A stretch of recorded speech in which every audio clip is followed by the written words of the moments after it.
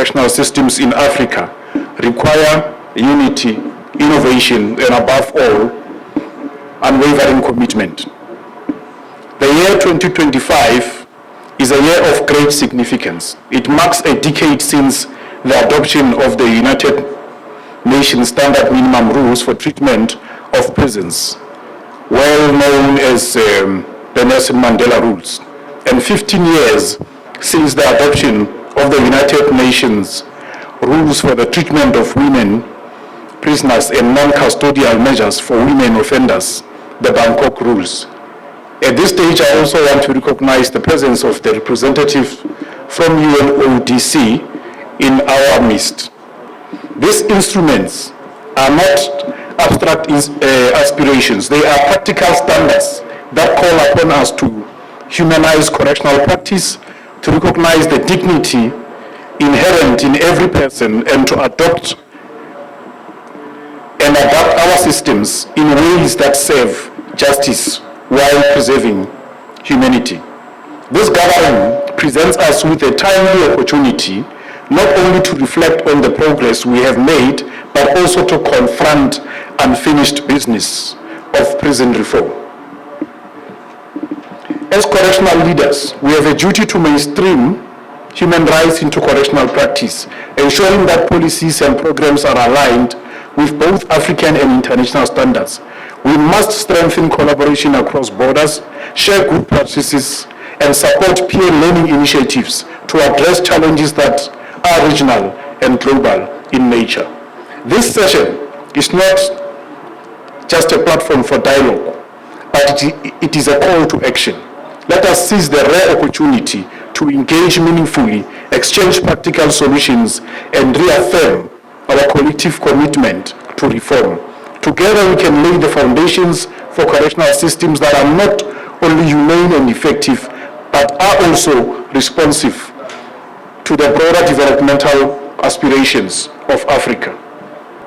Across our continent, correctional systems are undergoing a vital transition from punitive models to ones that emphasize on rehabilitation, reintegration, and the upholding of human dignity.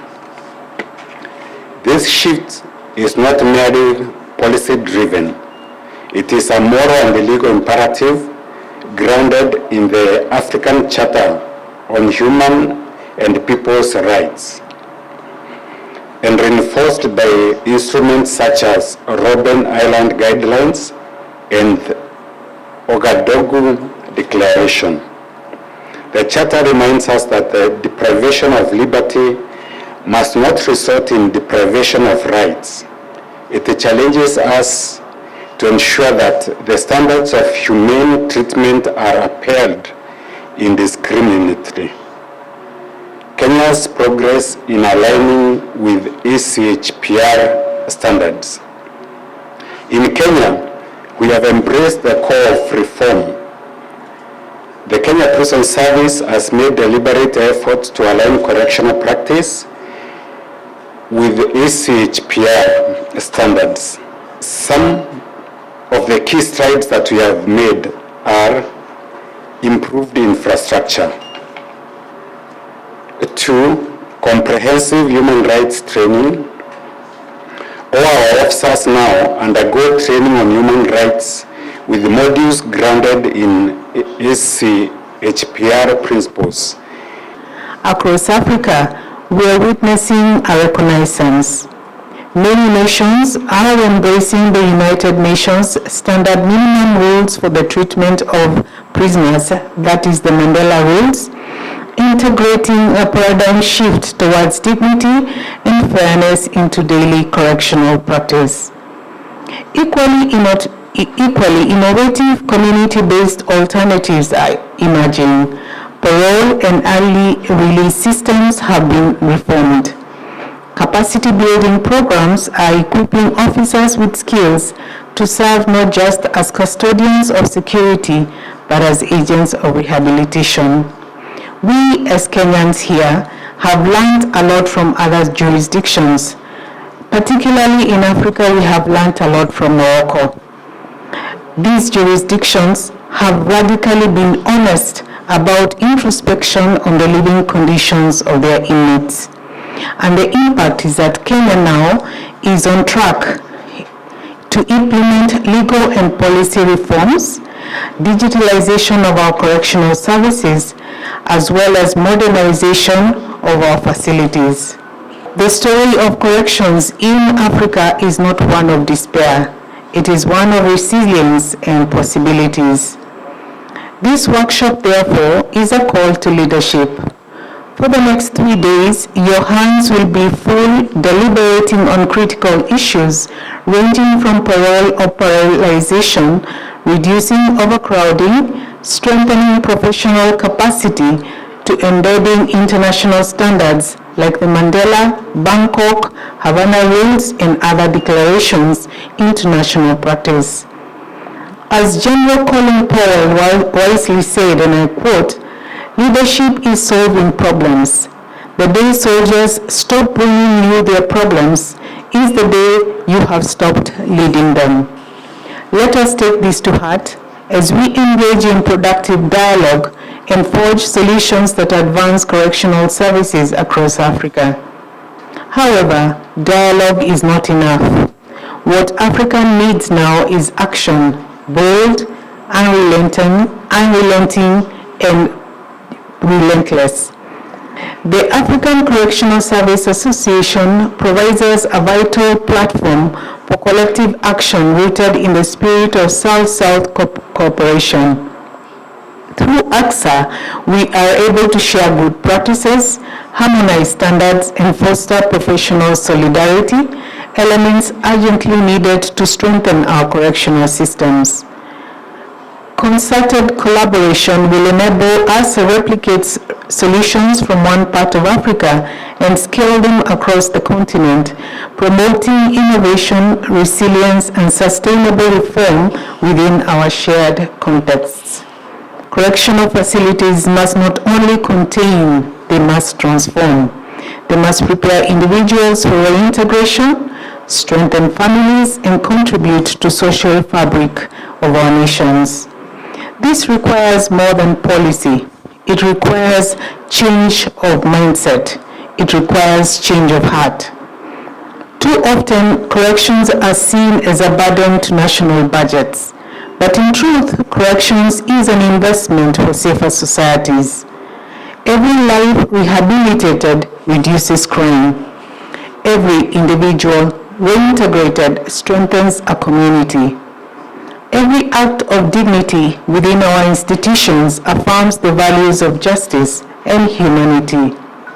Let us resolve to move from overcrowding to opportunity, from containment to reformation, from punishment to restoration. As Nelson Mandela said, what counts in life is not the mere fact that we have lived. It is what difference we have made in the lives of others that will determine the significance of the life that we lead. Let us inspire our commitment to correctional reforms that offer hope and second chances. At this very high consultative workshop dedicated to the implementation of Africa Commission on Human and People's Rights resolutions concerning prisons and the conditions of detention across our beloved continent. Several years ago, I was a student of international law. And one of the things which we studied very deeply is the Africa Human and People's Rights as a student then, several years ago. And is one of the very well-written law, very well anchored. And if all African nations can be able to domesticate the Africa Human and People's Rights, it can go a long way in ensuring that we abide by, we respect the rights of every person because I remember in that piece of law, it also recognizing the right of children to take care of their parent when they are old. No? How many have looked at that piece of law under the African Union? This gathering marks a very important milestone in our collective commitment to advancing human dignity, justice, and rule of law within our correction systems.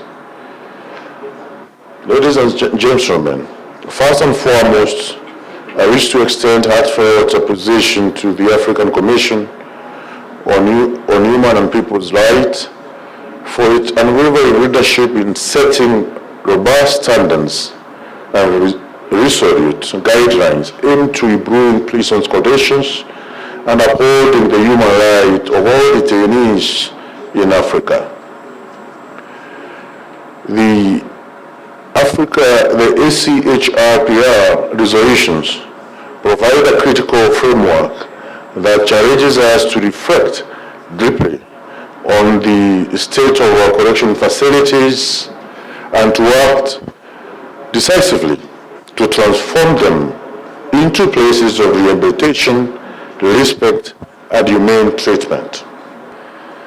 These reforms are not only about infrastructure upgrades, they must importantly address legal safeguards, protection from all sorts of ill treatment, access to justice, and the mental and physical well-being of all prisoners. As Chief of Correction Services entrusted with the management of these institutions, your leadership is very important, it's pivotal. The responsibility bestowed upon you goes beyond administration. It is a moral and ethical mandate to champion change that respects human rights while balancing the imperative of security. The workshop provides a crucial platform for all of us to share experiences, challenges, the best practices, fostering mutual learning and solidarity in implementing these resolutions.